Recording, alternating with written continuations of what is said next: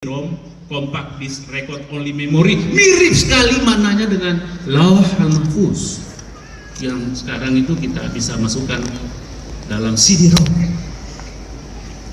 Seterusnya ada Rafail, ya, kalau Islam disebut Israfil, dalam Bible disebut Rafail. Itu yang nanti akan menutup, mengumumkan berakhirnya dunia ini yang disebut dengan kiamat. Rafail sampai nanti kepada Ridwan, ya, yang malaikat yang ada dalam surga yang mengatur kita semua, yang menyambut kita semua ini, semua yang hadir ini. Insya Allah, ibu berdoa, bapak berdoa, kita semua masuk dalam surga Allah dan berjumpa dengan malaikat Ridwan. Jangan sampai berjumpa dengan malaikat Malik. Nah, ini menyeramkan kalau Malik itu penjaga neraka. Kemudian rasulnya, kita percaya rasul ada 25 nabi dan rasul, tapi sebetulnya ada 124.000 nabi dan rasul, dan setiap umat itu ada rasulnya, ada nabinya. Mungkin orang Betawi dulu ada nabinya, orang Jawa, apalagi orang Chinese kita kenal, ya. Orang mengakui, banyak ulama mengatakan bahwa Analek, Konghucu, Lao Tse itu ada juga, termasuk nabi-nabi Allah, rasul-rasul Allah, ya, cuma tidak diceritakan dalam Al-Quran. Ada yang mencoba menghubungkan, barangkali itu Zulkifli, Konghucu, Lao Tse, Ilyasa, tapi itu tidak ada data yang bisa menjelaskan kebenaran informasi. Kitab suci, kita kenal kitab suci banyak sekali. Ada Zabur, ada Taurat, ada Injil, ada Al-Quran. Kemudian ada kitab-kitab suci lainnya. Ada Analek untuk Konghucu, ada Veda, ada Tripitaka. Semuanya ini juga kemungkinan, karena ini semua sebelum Islam. Tidak diceritakan dalam Al-Quran, tapi banyak ulama mengatakan bahwa mereka juga mempunyai kitab-kitab suci. Makanya Nabi, waktu ada yang melapori bahwa ternyata di India itu, di Cina ada agama, baru Nabi mengatakan, apakah punya kitab suci? Ada punya rasul? Ada. Kalau begitu jangan diganggu. Rasulullah menyampaikan seperti ini. Kemudian kita percaya kepada akhirat. Tentu nanti ini yang menyaksikan perbuatan kita boleh lepas dari pengadilan hari ini, tapi jangan coba-coba di hari kemudian. Sebuah terukir oleh tadi malaikat Raqib wa Atid, mencatat satu persatu perbuatan kita. Kemudian tentu kita harus sholat, ya. Di bawahnya ini ada yang tersembunyi, ada yang dengan tahajud, ya, yang ternyata tadi lagu-lagu yang disampaikan oleh penyanyi kita luar biasa indahnya, ya. Itu menyampaikan bahwa ya, kita ini harus sholat malam, karena disitulah kita bisa kontemplasi, memikirkan, menyadari diri kita kemana kita akan pergi, mempertanggungjawabkan harta kita ini. Yang berikut agak cepat karena inilah yang akan saya bahas. Yang horizontal ini, rukun takwa, berbuat baik, peduli kepada orang lain. Kuncinya ini adalah takwa. Ini sering dijelaskan bahwa takwa itu mengerjakan semua yang baik-baik dan meninggalkan semua yang buruk-buruk. Saya pikir ini agak susah juga kalau itu kita akan penuhi, karena begitu kita keluar lihat yang indah-indah, ya itu susah ya nutup. Jadi kalau saya melihat bahwa ternyata ada kategorisasi dalam Al-Quran yang sangat real. Ini zakat, infak, sedekah, dan wakaf. Berbagi, memberi. Ayat yang saya bacakan tadi itu, mathalul ladzina yunfikuna amwalahum fi sabilillah kamathali habba, siapa yang membelanjakan, menafkahkan hartanya jalan yang benar fisabilillah, bagaikan satu butir biji yang tumbuh kemudian menjadi 7 tangkai yang dibacakan oleh korek tadi. 7 tangkai, setiap tangkai nanti akan membuahkan 100 biji-biji, berarti 7 kali 100, 700. Tapi bukan hanya itu, ditambah lagi oleh Allah Subhanahu wa taala. Wallahu yudha'ifu liman yasha. Allah akan melipat gandakan. Itu kalau bahasa Arab dhaif itu panjang, ya, itu melipat gandakan. Bahkan ditambah lagi wallahu wasi'un alim. Allah Maha luas itu karunia-Nya, ya, dan Maha luas ilmunya. Jadi kemungkinan satu biji bisa tumbuh penuh ruangan ini. Tentu kuncinya adalah ikhlas. Tidak karena apa-apa, tidak ada pretensi lain, semua karena keikhlasan. Yang berikutnya, ya ternyata ini komit. Saya akan kembali nanti ke zakat, tapi saya teruskan dulu ini. Komit pada janji. Ternyata janji ini penting sekali. Bukan hanya janji-janji yang besar-besar ini, tentu apalagi yang besar-besar ya.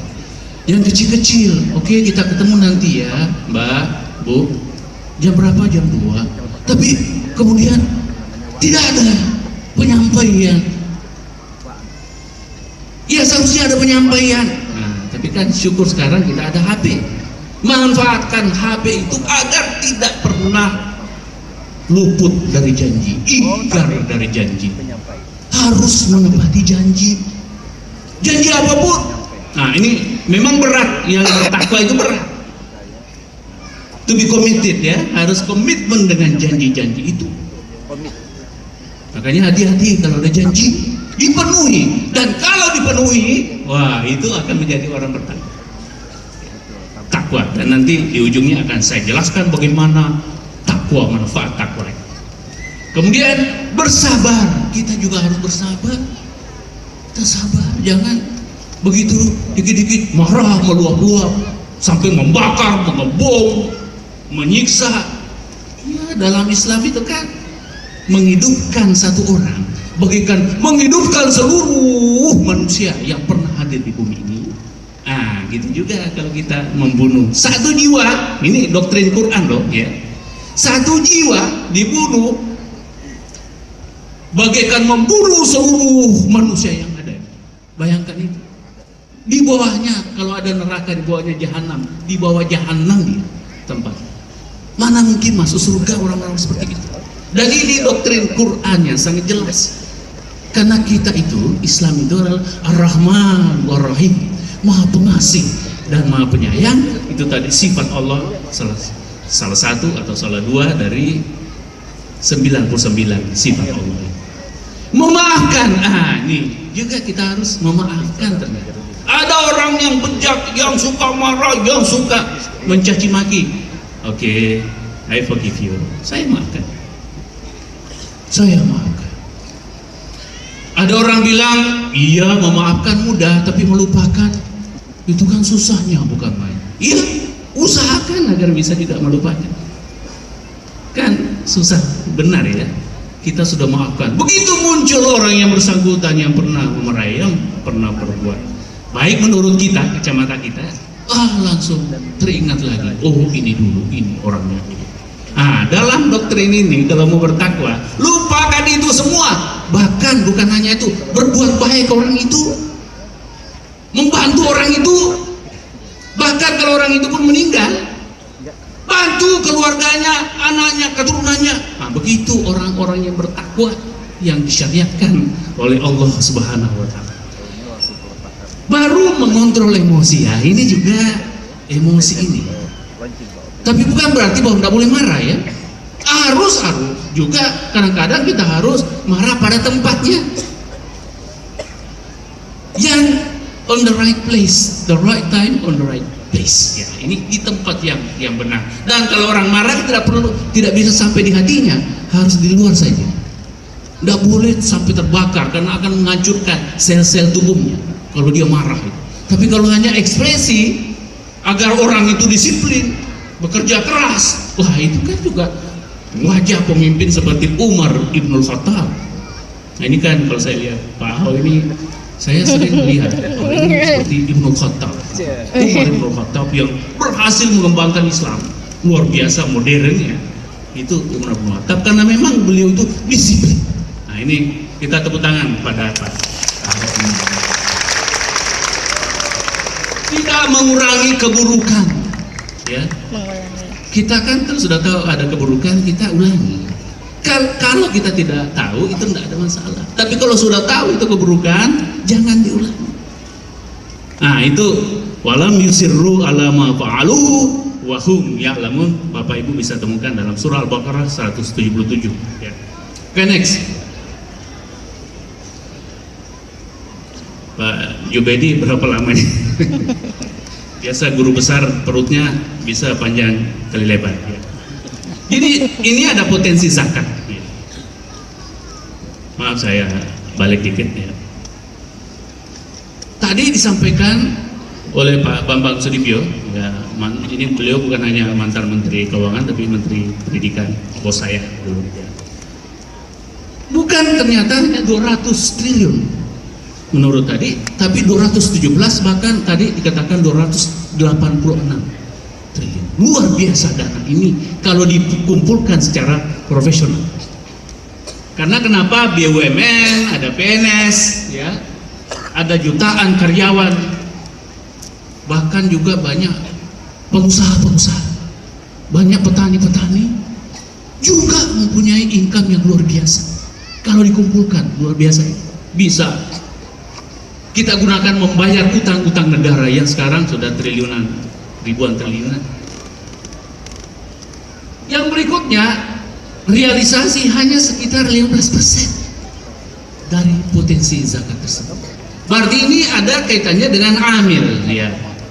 Dengan Basnas ini, basis ini perlu optimalisasi agar bisa optimal. Jangan 15, kalau perlu ya maksimal, agar kawan-kawan kita ini, bapak-bapak, ibu-ibu di atas bisa juga mendapatkan itu proses pensucian harta-harta kaum yang berpunya ini. Next.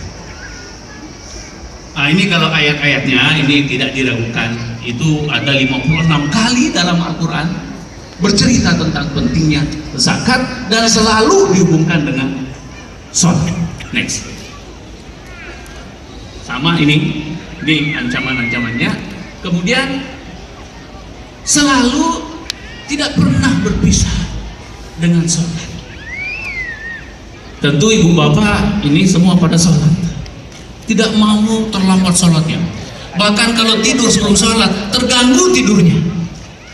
Aduh, belum sholat. Kadang-kadang tergesa-gesa karena mau sholat, tapi tiba giliran zakat. Nah, ini yang sering kita sedikit kurang perhatian. Padahal perintahnya itu hampir ya semua ayat. Kalau tidak seluruhnya, kalau toh tidak ada gandengan begitu habis sholat perintah sholat baru zakat, biasanya kalau tidak langsung itu mungkin 2-3 ayat komunikasi ya. Sesudahnya itu ada muncul komunikasi. Ya, qad aflahal mu'minun alladzina hum fi shalatihim khashi'un. Beruntunglah orang-orang yang berzakat yang dalam zakat salatnya itu khusyuk. Nah, kemudian dua ayat berikutnya, nanti saya minta kontaknya Pak Ahok boleh. Yang melaksanakan zakatnya. Saya minta kontaknya boleh Pak. Zakatnya. Apanya? Sebentar.